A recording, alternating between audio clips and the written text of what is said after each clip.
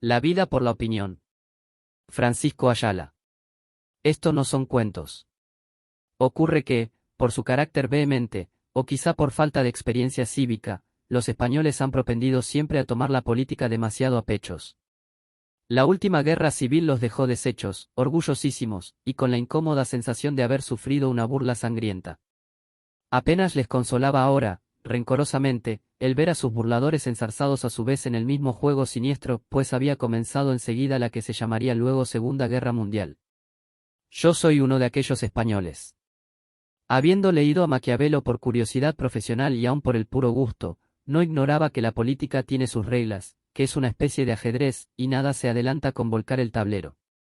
Pero si envidiaba, y cada día envidio más, la prudente astucia de los italianos, que saben vivir, también me daba cuenta de que, por nuestra parte, nos complacemos nosotros en no tener remedio, y estamos siempre abocados a abrir de nuevo el tajo y caer al hoyo. Ningún escarmiento nos basta, ni jamás aprendemos a distinguir la política de la moral. Recién derrotados, ¿no estábamos cifrando acaso todas nuestras esperanzas en el triunfo de aquellas mismas potencias que, atados de pies y manos, acababan de entregarnos a la voracidad fascista? Sí, como tantos otros exiliados, esperaba yo desde la otra orilla del océano lo mismo que esperaban en la península millones de españoles, la caída de la sucursal que el eje Berlín-Roma tenía instalada en Madrid, lo mismo que, con temerosa expectativa, aguardaban también los titulares, partidarios y beneficiarios de ese régimen. Unos y otros, los españoles de ambos bandos estábamos engañados en nuestros cálculos. Podían ser estos correctos e irreprochables los razonamientos en que se fundaban, pero, ¿a qué confundir lógica e historia, que son dos asignaturas tan distintas? Después de aniquilar a Mussolini y Hitler, las democracias tendieron amorosa mano a su tierno retoño, que se tambaleaba, no fuera, por Dios, a caerse.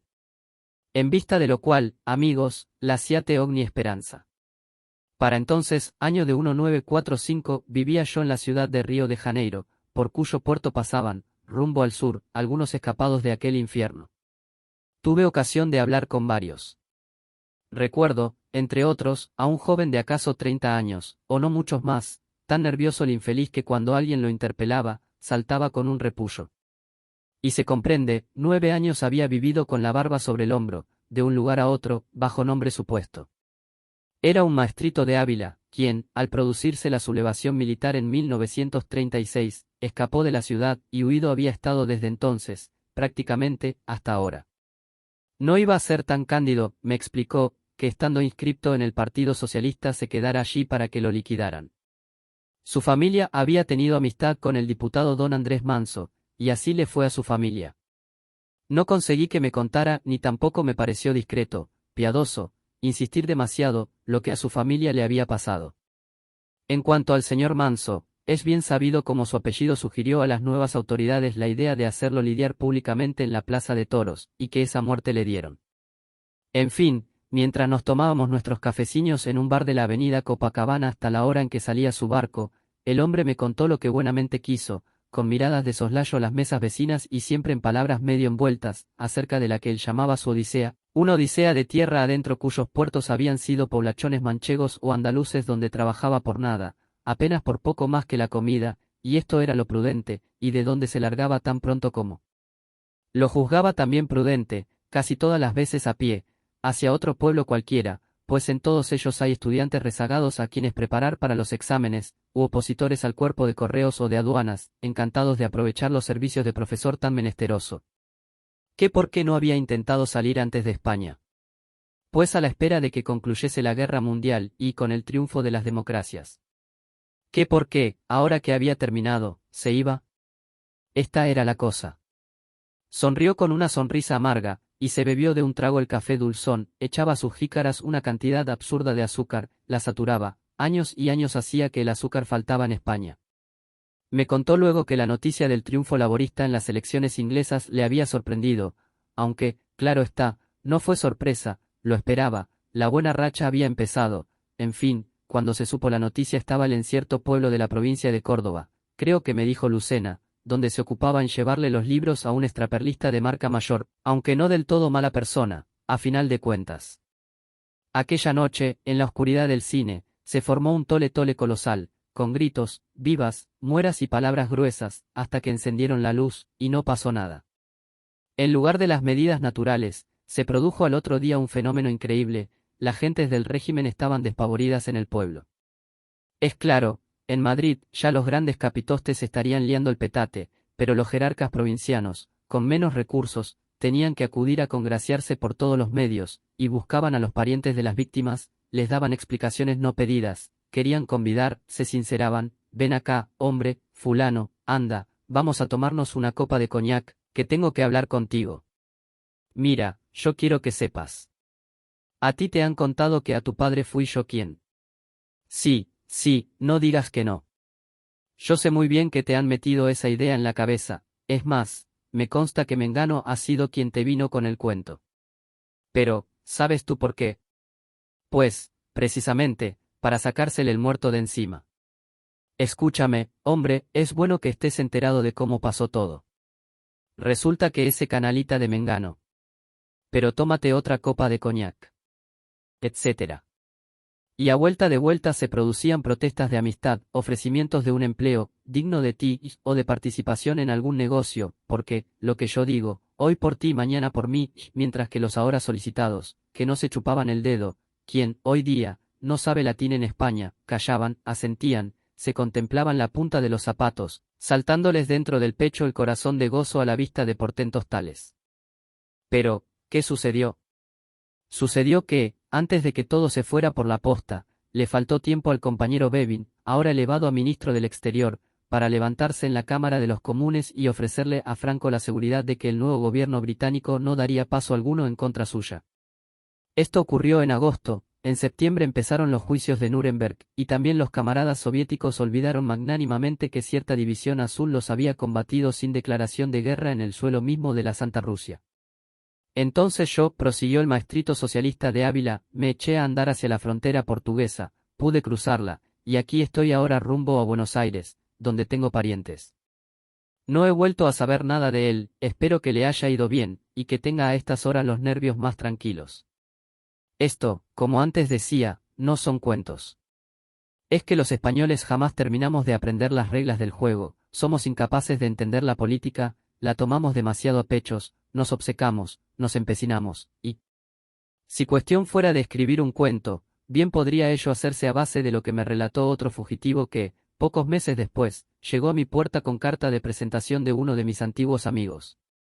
Se trataría de un caso de honra, y el cuento podría llevar un título clásico: La vida por la opinión. Pero, ¿cómo escribirlo? Digo, cómo adobar en una ficción hechos cuya simple crudeza resulta mucho más significativa que cualquier aderezo literario.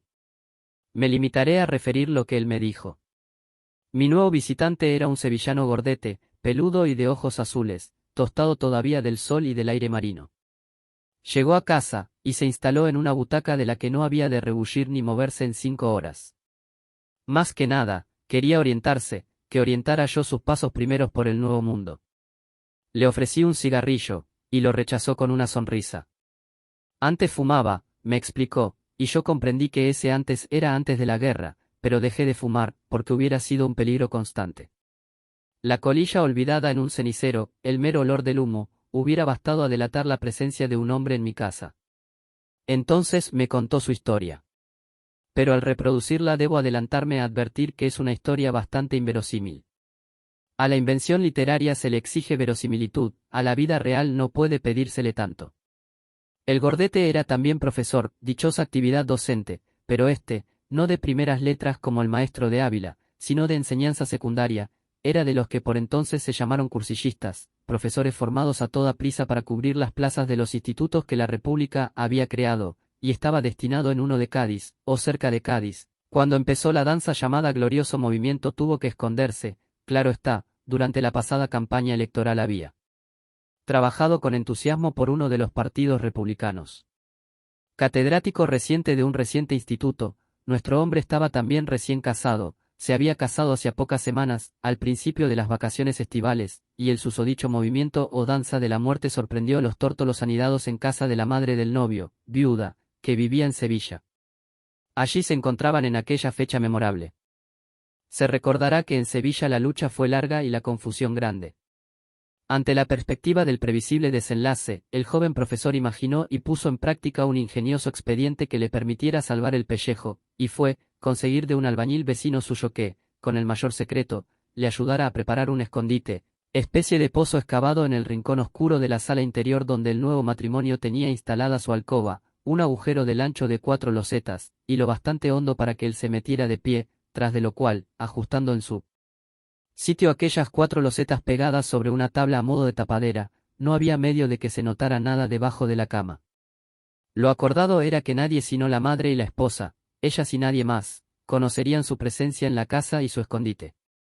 El albañil amigo, un buen hombre que nunca hubiera hablado, porque en ello le iba la vida, tampoco podía hablar ya, pues de todas maneras los fascistas lo liquidaron no bien se hubieron apoderado del barrio, de modo que era secreto garantizado, la madre y la esposa, el resto de la familia, hermanos, tíos, primos y demás parientes, cuando se interesaban por su paradero obtenían de ambas mujeres la mismísima respuesta que los vecinos curiosos y que las patrullas falangistas. Felipe se llamaba, desapareció el día tal sin dejar dicho a dónde iba, y desde entonces no habían vuelto a tener noticias suyas. Lo más probable era que en aquellos momentos estuviese el infeliz bajo tierra. Esto, entre lágrimas y suspiros que el interesado escuchaba, embutido allí como un apuntador de teatro. Su vida se redujo, pues, con esto a la de un ratón que a la menor alarma corre a refugiarse en su agujero, o mejor, a la de un topo. En el agujero mismo, solo se metía cuando alguien llegaba a la casa, ya fueran falangistas husmeantes, y a veces otros imprecisos investigadores, que el oía trajinar, rebuscar e interrogar y amenazar y hasta maltratar a su madre y a su mujer, saltándosele el corazón de temor y de ira, no solo, digo, se enterraba vivo cada vez que venían en su busca quienes quisieran matarlo, y no tardaron poco en convencerse y desistir, sino también cuando acudían a preguntar por él quienes lo querían bien. Sus hermanos mayores, casados, su suegro, algún temeroso amigo. Y las 2 mujeres, que habían sabido mantenerse irreductibles en su negativa, incluso las veces que las llevaron a declarar en el cuartelillo dejándolo al más muerto que vivo, irreductibles fueron también frente a los que se angustiaban por su suerte. Oculto a pocos metros de ellos, escuchaba esas conversaciones morosas en que se hablaba de lo que estaba ocurriendo y con indignada lástima se comentaba el destino de algún conocido que había caído en sus manos, volviendo siempre al tema de nuestro pobre Felipe, y que habría sido de él, mientras el pobre Felipe, a 2 pasos, se distraía con su charla o, aburrido pronto de los largos silencios, se impacientaba, deseoso de que por fin dieran término a la visita y se marcharan para poder salir de su escondrijo. Pero si en este se refugiaba tan solo cuando llegaba gente a la casa, vivía por lo demás encerrado en ella como un topo, sin salir nunca de la habitación oscura. Habían decidido, por astuta precaución, tener abiertas de par en par las puertas de la calle durante todo el santo día, era la mejor manera de disipar sospechas, y él se lo pasaba en la alcoba del fondo. Ahí hacía su vida, si vida podía llamarse a semejante confinamiento en el que, para estar ocupado en algo y no volverse loco, se entretenía en tejer toquillas de lana, que su madre vendía luego, o se aplicaba a tareas increíbles, tales como la de redactar, con una letrita minúscula de cegato, un galimatías exclusivamente compuesto por nombres y adjetivos inusuales, expurgados con paciencia benedictina del diccionario cuyos volúmenes adornaban el estantito junto al rincón. A base de vocablos como dipneo, gurdo y balita, que rebuscaba durante horas y cuyas más raras acepciones retenía en la memoria, iba escribiendo en un cuaderno que, llegado el caso, sepultaba consigo en el agujero un absurdo relato ininteligible, a pesar de hallarse formado por palabras todas ellas legítimas de la lengua castellana. Me tendió el cuaderno, que traía dentro de una cartera, me hizo leer 2 o 3 párrafos, y aguardó el efecto con sonrisa satisfecha. Yo estaba de veras fascinado, aquello era un arcano, era poesía pura. ¿Cree usted que se podrá hacer algo con este trabajo?, me preguntó. No supe qué contestarle. Agregó, me da pena la idea de destruirlo. Son casi 9 años de esfuerzo. Casi 9 años, pronto se dice. Que no será capaz de soportar el ser humano. 9 años, casi. Primero, con la esperanza de que el gobierno republicano ganara la guerra, después, con la esperanza de que las democracias triunfaran del eje Berlín-Roma. Como un topo, 9 años. Y no es que careciera el hombre de compensaciones durante ese tiempo. Aunque los recursos económicos de la casa escaseaban, de un modo u otro procuraban las mujeres prepararle platos sabrosos, y él protestaba, divertido, ¿van ustedes a hacer que me ponga gordísimo? y un día no cabré en el agujero. Ha de pasarme como al ratón de la fábula, sino que al revés, él se quedó preso dentro, y yo no voy a poder meterme cuando haga falta.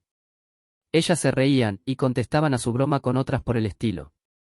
Sin trabajar, tenía Felipe las dos cosas por las cuales, según el libro del arcipreste, trabaja el hombre, mantenencia, y fembra placentera, pues a la noche disfrutaba el amor conyugal, sazonado por cierto con las especias picantes del furtivo, ya que más de una vez, empujado por alarmas que no siempre resultaron falsas, tuvo que saltar de la cama y esconderse a toda prisa bajo ella, para meterse entero, de cabeza, en el seno de la tierra. 9 años, uno tras otro, siempre a la espera de poder asomar sin peligro a la luz del día.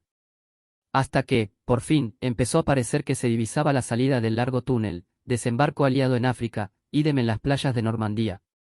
El momento se acercaba, la hora iba a sonar, ya era cosa hecha, la democracia había destruido al totalitarismo, y, para colmo, los laboristas ingleses, en cuya propaganda electoral se había usado con mucho efecto el tema de España, ganaban el gobierno. Por Sevilla corrió esta noticia como reguero de pólvora. Llorando de gozo la pobre vieja, la madre de Felipe le preparó aquel día a su hijo un frito riquísimo de criadillas y sesos con pimientos morrones, y trajo una botella de sidra, brindaron los tres alegremente. Y a la noche el matrimonio se abandonó a las naturales efusiones sin precaución, ni postcaución, de clase alguna, puesto que la libertad y la felicidad estaban a la vista. Eso pensaban ellos. Pero ya es sabido lo que ocurrió. Expectativas que tan seguras parecían, se desinflaron enseguida. Y Felipe volvió, rabiosamente, a su diccionario, en busca de palabras raras con que seguir hinchando el volumen de su absurdo manuscrito, encarnizado y oscuro, procuraba no pensar en nada, ahora. No pensar en nada. ¿Cómo si se pudiera acaso no pensar en nada? El cuaderno crecía y seguía creciendo. Pero he aquí que también el vientre de la descuidada esposa empezó muy pronto a dar señales ostensibles de que el fugaz momento de la esperanza no había sido infecundo. Y esto, que, de no haberse malogrado aquella esperanza, hubiera completado el cuadro de su ventura, en las circunstancias actuales debía traerle a nuestro pobre topo serias tribulaciones. Felipe era hombre de honor. Si todo el mundo, si Sevilla entera lo daba por ausente, ¿con qué cara, a dónde iría a parar ese honor cuando se hiciera notorio y no pudiera ocultarse más el embarazo de su esposa? Con toda claridad, pues ya hemos podido darnos cuenta de que era persona tan lúcida como, a pesar de todo, razonablemente previsora, se le planteó este problema no bien el calendario, vigilado con ansiedad por todos tres en la casa, autorizó los primeros barruntos, confirmando los temores de marido, mujer y suegra. De ahí en adelante sería una carrera desesperada con el mismo calendario. No era posible, a pesar de todos los desengaños, que los aliados triunfantes sostuvieran en España al engendro de Mussolini y Hitler. Los juicios de Nuremberg habían comenzado, y el comandante de la división azul era, en Madrid, capitán general de la región. Como no iban los rusos, caramba. Pero, supongamos que no, se decía Felipe. Pongámonos en lo peor, ya que esa gente no da señales de tener prisa ninguna. Digamos que, entre unas cosas y otras, siguen pasando semanas y meses, llega el momento en que ya no pueda disimularse más la preñez de mi mujer. ¿Quién va a adivinar entonces que el gallo tapado es nada menos ni nada más que su legítimo esposo? Felipe está huido, Felipe falta de Sevilla hace 2 años, y ahora su señora Nocel con una barriga. No, eso nunca. Nunca. Mejor la muerte. Aunque me dejen como al gallo de Morón, yo tengo que cantar en lo alto del palo y hacer que me vean antes de que nadie pueda figurarse cosas. Bueno fuera. Por otro lado, pensaba Felipe, si el tiempo corre y la situación no cambia, ¿hasta cuándo voy a seguir yo agazapado aquí como un conejo, asustado como un ratón, metido en este agujero como un topo? ¿Es que no voy a asomar ya nunca a la luz del día? De ningún modo. Correría su suerte, y si querían matarlo, que lo mataran. Decidido, pues, a salir del escondite, nuestro hombre, que no carecía de recursos, urdió para ello una trama de negociaciones, con cierto tufillo o contubernio, que había de darle resultado positivo. Descubriéndose a un cierto pariente suyo que tenía vinculaciones oficiales, le encargó de sondear a las autoridades. El momento era muy favorable, aún no se habían repuesto estas del susto pasado, todavía no las tenían todas consigo, y el régimen hacía títeres e insinuaba divertidas morisquetas para congraciarse a los vencedores de la guerra mundial. Cómo se arregló, no lo sé a punto fijo. Mi visitante no se mostraba explícito acerca de los detalles, eludía mis preguntas. Pero el caso es que nuestro gordote, a quien un puntilloso sentimiento del honor había desalojado de su agujero, venía provisto de pasaporte en regla y traía consigo, para venderlos en América, unos cuantos objetos preciosos, imágenes de talla, cofrecillos antiguos y no sé qué más me dijo. De objetos tales está lleno el mundo.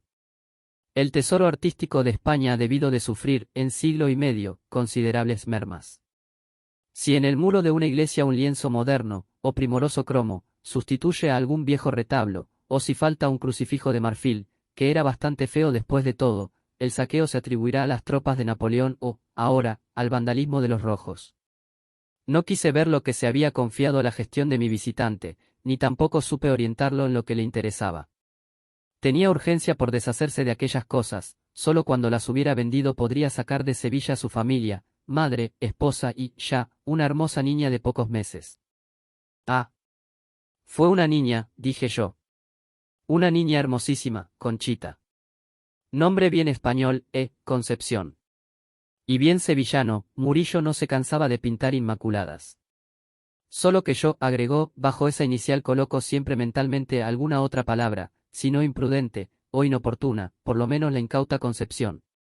Desde luego, él se había exhibido ampliamente por las calles de Sevilla durante más de un mes antes de emprender su viaje, todo el mundo pudo verlo, y nadie abrigaría duda alguna sobre el embarazo de su mujer, las habladurías estaban eliminadas. Los primeros días no podía yo ponerme al sol, me dolían los ojos, estaba deslumbrado, no veía, tuve que usar gafas verdes, y también mi cara estaba verde como las acelgas, de tantísimos años en la oscuridad. Ahora, tras de cruzar el océano, lucía un saludable color tostado. Con su mano peluda acariciaba todavía, al despedirse de mí, su absurdo manuscrito. Estaba encariñado con él. 9 años de mi vida, fíjese, lo mejor de la juventud. Valía para esto la pena. Fin.